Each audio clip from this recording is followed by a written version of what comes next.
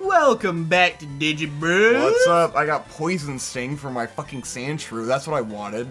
Are you gonna finally tell this Ikea story? Fine. After that last episode, it's hard to like... Alright, let me give you the basic structure.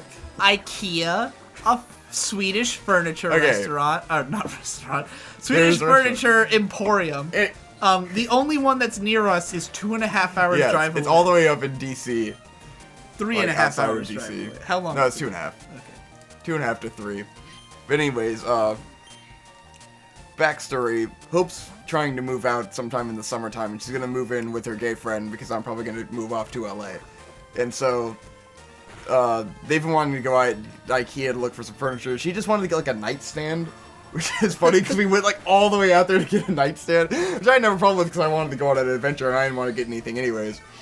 But so today we went on. It was me, her, and her friend go on an adventure to Ikea to you know, check it out and get a nightstand. And it's a fucking experience. First, there's, you know, 2.5 hour drive just to get there. Right.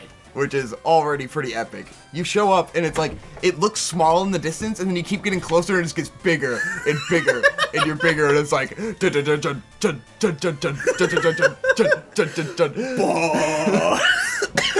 but yes. So you get close and you're like, holy shit, this is massive. And then like, you park in like an underground parking garage and it looks like an airport. The parking lot is fucking huge. It's endless. And you park in what feels like an airport. You go through like you know, these like the doors that open underground. Like, how big is Ikea? Give me like a comparison. Like how many Hanes would I have to stack inside of each other? I would say it's about the size of Walmart but 2 stories. Okay. Like 2 Walmarts on top of each other. Alright, that's what I thought. Yes. But it feels huger from outside, and when you go in, you're like, whoa. And then it's, like, I feel like it's not So it's like as big as a Hanes. It's bigger than Hanes. Like, there's more shit in it, for sure. Like, way more shit in it than Hanes. Like, they might just cram it into a smaller space. But anyways, you go into Ikea, and it's like, this magical, it literally feels like you're going into an airport. You look to the left and you're just like, these lines of people, and there's just like shit everywhere, just people everywhere, there's a daycare for your kids and shit, and then like, we were hungry as fuck from the drive, so the first thing we want to do is look for a restaurant, and we see like signs going like, restaurant that way, and we like, circle around the whole building where we can't find the restaurant, and then it turns out it was upstairs, and we go to the restaurant. At this restaurant, they serve pretty much the only options are salmon and Swedish meatballs. It's like the entire Swedish diet. Okay. Salmon and Swedish meatballs. And so I'm like, I have to try the Swedish meatballs. And so you have the option of like 10 or 15 meatballs, and then they give you mashed potatoes. And then they cover them in gravy, and they give you like some strawberry jam in the gravy. It was actually really good. But there's a bunch of sides. Hope gets a salmon Cool Wrap, which looked pretty good too. Food is great. Swedish meatballs is really the funniest part of that. Just the fact that you look at the menu and it's like salmon and Swedish meatballs, and it's like there's like posters around going like, try our Swedish meatballs. They're from Sweden. It's like, oh my god, it is like vegetarian Swedish meatballs. Oh. Just fucking comical. And you're in this food court. It's like an assembly line that you go down and, you know, get your stuff in the food court, and then you sit down with these like little baby chairs. And then I had like some sort of flowery drink that was interesting. Oh, let me break out of things. Whip. You should probably get rid of. Oh no, not water pulse. No! What the fuck did you do? No! What did you do? No! What did you do? Why? It didn't ask if I was sure. Why did you click on water pulse? It was an accident. Why did you not click on tail whip? I meant to click on tail whip. No! Wait, I had a TM for that. God. Why did it? Usually it goes, are you sure you want to delete this move? This is a different game, Victor. This is a different game. Sparks fly. Swedish meatballs. Oh, God. Continue your story about fucking... Where's the water pulse TM? I already used it. They don't give who? you forever. On War Turtle, I taught him water pulse! Oh, you had it for... Fuck! You had it. You could use them more than one time in the new games. I didn't know. On TMs? Yeah. You can use them infinite in X and Y. That's right. I think I do remember Brick, that's cool. Fuck, man. You dumb Fuck. shit. You dumb shit. Shit, man. Little bitch. Oh god, don't delete dig or something this time. He doesn't have dig, he has shit attacks. All of this is useless. Sand attack. Useless fucking sand shot. Alright, anyways. yeah. So Ikea is a labyrinth, which is pretty cool. I guess you can't really have a Pokemon Let's Play without accidentally deleting one very important move and losing your shit. I feel like the Swedish meatballs is really the height of the story. Because the rest of it's like, you know, we had fun on Ikea, we dicked around, we made fun of things. I ended up getting really fucking tired because it's just like endless and sort of stressful. And so it's like kind of burned out by the end. And what were the lines like? The lines? Like the lines at the counter? It wasn't bad. Okay. It was like... It was really busy, but it was pretty efficient. Because for those who don't know, I learned this from the Idea Channel video about Ikea. Yeah. That you have to go through the whole store. Not necessarily true. You have to go through the whole thing one way, but there's a bunch of shortcuts you can take to get through. Right. And then, but it guides you through a path. There's like arrows, right? Yeah, it guides you. Like it wants you to go through the entire And you get a map place. when you walk in, and so and then, but there's the top floor. If you go to the top floor first, it'll lead you all the way to the bottom floor, and then out to the cash register. They give you like these big yellow bags. You can get a shopping cart, a big yellow bag, or a cart that just has hooks that holds your big yellow bag. Just weird. So is there anything you were tempted to buy at Ikea? Because I don't really know. Not particularly. It kind of sucks. Like what else do they shit have? Sucks. It's just all the generic furniture, but like they have more variety and it's all cheap and shitty, except for the ones that are expensive and shitty. People go there because it's cheap. Yeah. And people go but there then it's like shelves. you're buying what you pay for. You get what you pay for. It's cheap, shitty stuff, you know. Right. But yeah, they have some good shelves. Like if I were moving out myself, it would have been better. If I were getting a living room, it would have been better. But like for my bedroom, there's nothing really for me to get. Yeah. Hope found her nightstand, so that was that was good. Yeah, you got what you came for. It's cool when you go at because you get the tags from everything, and then you go into their like box labyrinth, and then you like find the tag by category. Pretty neat. It's a fun experience. It was worth going out to. I wish I didn't get so fucking tired by the end, but like I drove and I didn't sleep much and shit. Yeah. I've always wanted to go to Ikea, but I don't want to be in a 2.5-hour excursion to get there. It's fun. But I've heard stories such as yours. It's not as bad as going to Baltimore, you know. Because Donson went there like last year. With him, it's like his whole family. It's like an event, you know. Yeah, I can definitely see how going with his whole family would be like intense because they would all have a mission, you know. Right. Like, and they do it all the time. So. And they would look at everything. Yes. You know. I mean, we did look at everything. We browsed through everything. Yeah, but like, imagine going with mom and dad. Oh god. They would look at everything. Oh god. They would study everything. And they wouldn't be like ironic. Especially because you drove all the way out there. Yeah. Oh. So mom would look at absolutely because dad is more of like I would say we god, I want to get out of know. here type of guy. You know, dad doesn't like to shop, but mom likes to shop, and I like to shop.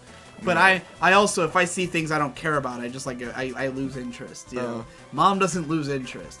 If you take mom to a Bed Bath and Beyond, it's a 2-hour excursion, and she will buy one thing. She will meander. You know? Yeah. Yeah. At least with Hope, we can shit on everything, make dumb jokes, be obnoxious, and childish. So it sounds like a fun time.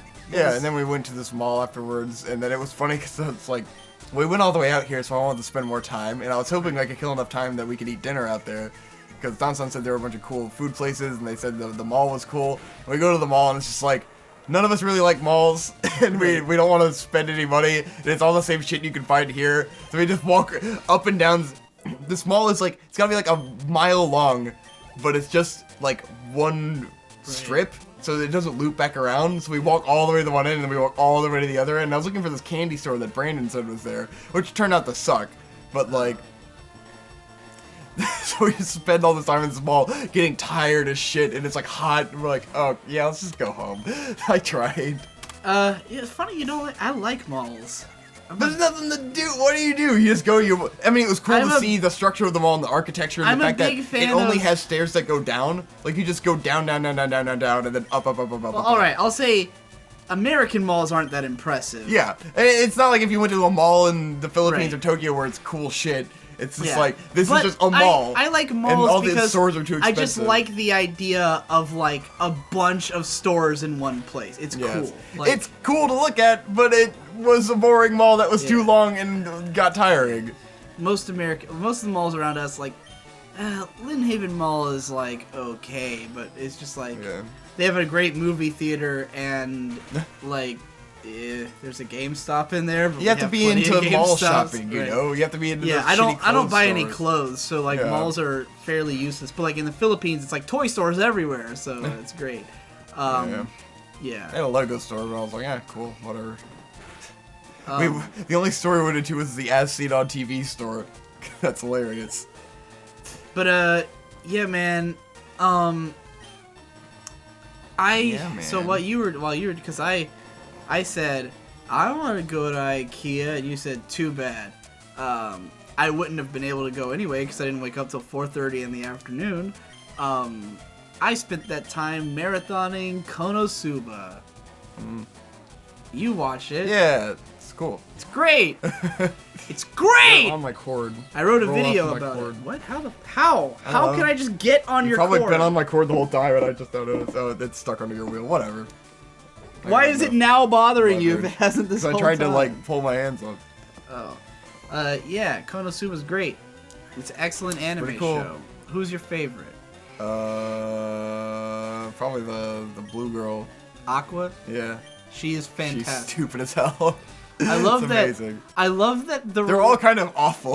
Like they're all retarded as shit. Have you noticed that the relationship between Aqua and the main character is like this weird old married couple thing? Like this long-standing abusive relationship that they have. Jesus. Like she'll just like he'll just like insult her and she'll cry and it's fucking hilarious. Dude, I love that. Funniest shit ever, dude. She just like loses her shit. Every time she just like that's my favorite thing. She's like, because she kind of tries to be arrogant and like, you know, like one of those. And then you're like, fuck you, and she'll be like, ah! And then he's just like, oh god. And it made me realize that I'm a terrible person because like, all right, maybe this is probably the worst thing that I have about myself that is like attractive to me. I for some reason I'm really attracted to the idea of a woman who loves me and hates me. Like, just really hates me. Like, genuinely hates you? Like for different reasons is both, like, loves me for, like, what I provide and how I am as, like, oh, I'm better than everyone else, so they like me for that reason. But then at the same time, just, like, hate my guts. But in a way that is, like, alright. Here's how it is in my fantasies. She hates me and is very passive-aggressive about it. And thinks I don't know, but I totally know. Or knows that I know and that makes it worse. Do you know what I mean? Do you get where I'm coming from? I suppose. I first truly understood this emotion when I was watching an anime called Wandering Sun. And the character I love the most from it is this girl who's like a total bitch. And she's just mad all the time at all the other characters because none of them really understand her. But she's like a great character, right? And there's a part where she's like saying, I should just become somebody's mistress. And all I could think of was, how hot would it be to have this girl like who's like your mistress who like is for like clinging to you but absolutely hates you. It would be so awesome. This is ridiculous. And so it became my fantasy. It's not quite the same in Konosuba because the way she just like cries and legitimately is traumatized by a lot of things, but then she's also a terrible person. Yeah. Like she's a horrible. Like you feel bad for her for a second because you're like, wow, I feel she like really she's took that hard. A lot of the time. Sometimes she is, yeah. But then sometimes you're like, man, it sucks that that like it hurts so much for her. But she's also terrible. She just doesn't understand that she's terrible because she's fucking stupid. So it's like this incredibly complex, layered terribleness that I love. It's really hot. It's pretty cool. It's a fun show. I like it. It is a great show. I wrote a video about it, and very clean. It'll probably be out before this episode comes out. I don't know. I might hold off on it. I don't know. It'll come out at some point. Because I already did the audio for it. But yeah, I like it. I have a weird affection for like broken, terrible things that are still good. You know, kind of like Pearl from Steven Universe. Like why she's my favorite character thirsty as fuck. Is that she's so like thirsty. No, I don't know.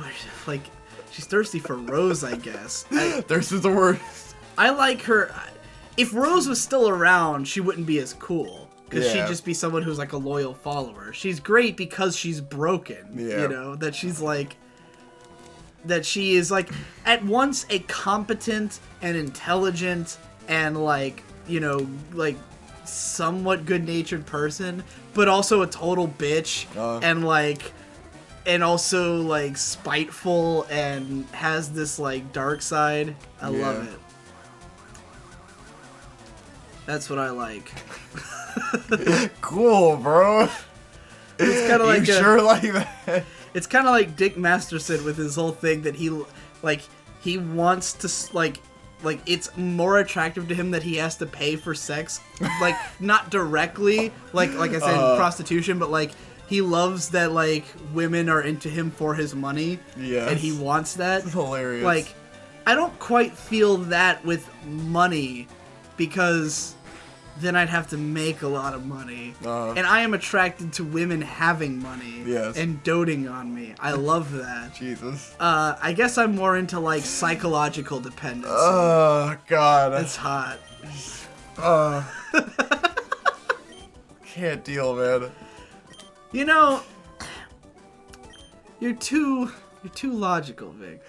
Logical. On the one hand, it's given you a great relationship. Because you and your girlfriend are both very logical people. Very, I keep using this word, austere. Austere.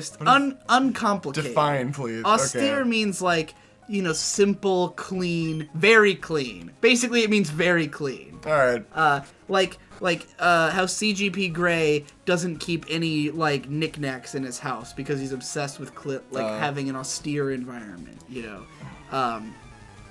James Bond would be a very austere individual. He doesn't have a broad range of emotions. Okay. He's a very simple, to-the-point man. And he dresses in a nice suit that looks clean. Very clean. So, I think you like things to be uncomplicated and logical. You don't like it when people bring all this extra bullshit and baggage. And I get that. There's a level on which I can't stand people's bullshit. Yes. But at the same time, sometimes the most interesting things about people can be their bullshit. And, like, the most entertaining things about people, you know? Like, I became enamored to the concept of failure because of my mentor, Ghostlightning, who loves a fail. He is a connoisseur of fail, as I once called him. His favorite characters, like Starscream and Boromir. Like, he loves characters who fail all the time. And, like, I didn't get that at first, but through thinking about it because of him, I came to really adore characters who are, like, cool, but fail hard. Yeah. Like, just absolutely fuck up everything while still being fundamentally a decent and likable person. That's the best. And like, sometimes I feel like I'm willing to sacrifice some degree of logic for failure. Yes. And it's more fun. Like, I mean, I'd even say that the reason I lasted so long in a relationship... No, I don't have any water attack. In a relationship that you just... Is Rapid Spin not water? No, all it does is get you out of, like, rap and stuff. It's not an attack. God. How the fuck did you bite, fuck it. Lose water pulse? Look, man, I can make it. Fucking idiot. He doesn't need that shit. Anyways, a bite is a great attack. But, like... So, yeah. Oh, man. Like, the reason I lasted so long in a relationship that you just described as toxic a minute ago is that, to some extent, like, A...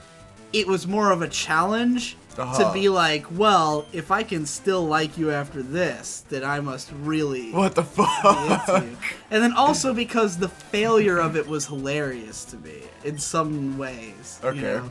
Like, I think there should be some level on which your relationship is hilarious to you. Yeah. That you can laugh at it and be like, I can't believe I'm doing this, you know.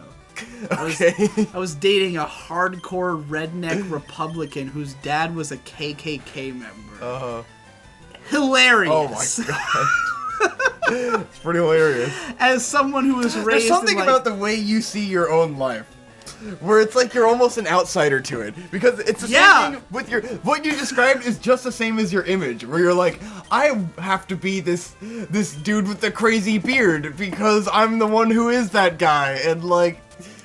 Victor, you are living this character. Every once in like a year, someone says something to me where I go, you finally get me. And that was you just now. I view my... Look... Everything is analysis to me. Yes. Everything is from the... Look, I am literally incapable of watching something and just feeling something. I can't just feel anything. Nothing is just feeling to me. It's always, that makes me feel this way. Like processing why. Yes. You know? There are times when when the emotion is so strong that I just cry, but I'm always thinking about why I'm crying. Yes. I'm always thinking about what it's doing to make me cry, why this is happening, you know, like, even, like, I mean, to get dark, when Mom was in the hospital with cancer and stuff, like, I'd be sitting there crying and fucking smoking a cigarette and losing my shit, and all I'm thinking is, like, this is making me feel this way because this and this, and, like, this is why this is happening. Lots of ridiculous thoughts. And, like, lots of thinking about, like, a persistent thought I've always had is... like, what will happen if one of my parents dies? Yeah. And my assumption has always been I will become an amazing writer. Because I read this book I have thought that too. Where I was like, if that happened, I'd probably write the perfect script afterwards. Right. Like, there's this book called A Heartbreaking Work of Staggering Genius that I read when I was staying in the Philippines. And it's by a guy named Dave Eggers. And the book is about how when he was in his, like, 20s... he had 2 older siblings and 1 younger sibling who was like 12, his younger brother.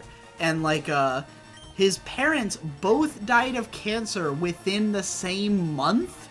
Jesus. Like back to back, his parents died of cancer, and he ended up like raising his 12-year-old brother from then on.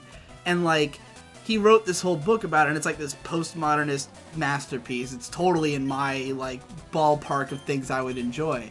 And so like after that, I was just like, this is what I would write if I had that, like, if someone I loved died, that would put me over the edge, and I'd do something like this. Yeah. You know, like, I totally got where it was coming from. So instead of thinking about how sad and beat up I am, I'm thinking about how being so sad and beat up is going to produce an amazing novel. Yeah. You know? Like, that's where my mind takes me. Jesus. So... like, not that I'm happy about it, I'm not. I just know that that's gonna happen, you know? So yes, I see my life from a perspective like it's like I'm watching my life like a TV show. Yes. You know, everything is very analytical and like instant. Oh, I made this mistake because I felt this way, and these were the circumstances, and this is why it happened. And yeah, you get it. Yeah. Next time on Can't remember how we got on that point. Next time on Digi, neither can I. Next time on Digi Bros, we continue the SSN and maybe get cut.